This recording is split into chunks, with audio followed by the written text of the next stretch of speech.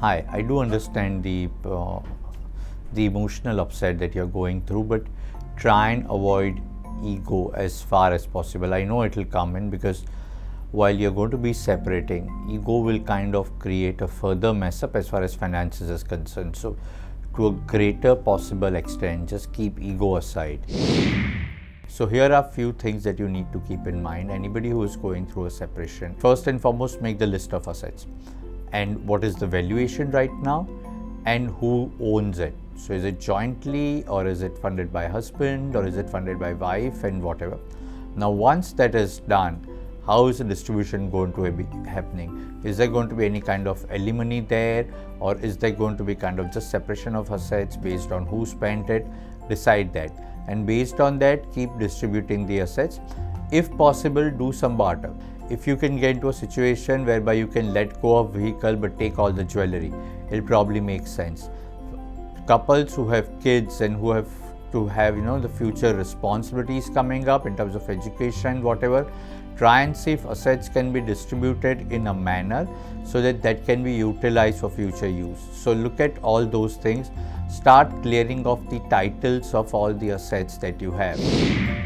For example, if there are bank accounts, start removing names. If there are mutual funds, you probably will have to sell.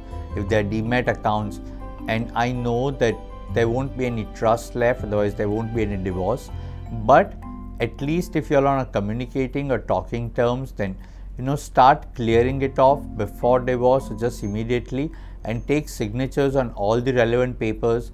Go to the institution and find out the procedure of changing, because once separation has happened and once both of you are on your own path, then to go ask for signatures, ask for documents, ask for basic documents, copies of PAN card, divorce, etc., divorce deed, or whatever that comes in. All those are pretty painful. As it is, you don't want to meet that person again, you don't want to see that person again, and then going back.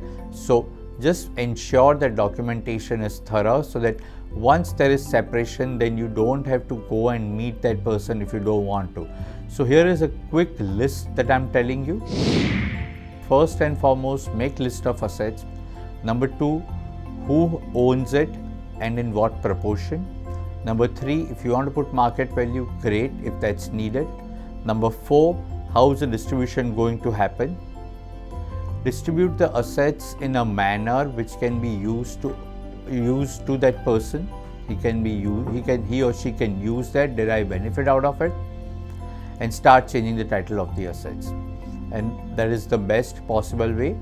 Request your lawyer to include that in the final agreement that's being made.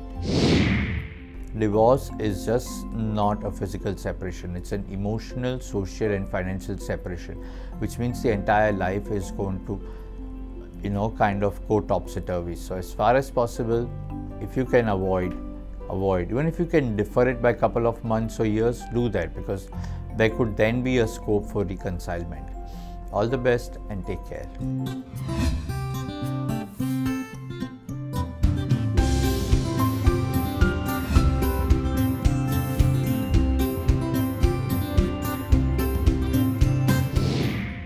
And if you have any questions, write to us, Skype us, communicate us, tweet us, and we'll do our best to ensure that any of your financial queries and concerns are resolved in the most satisfactory manner.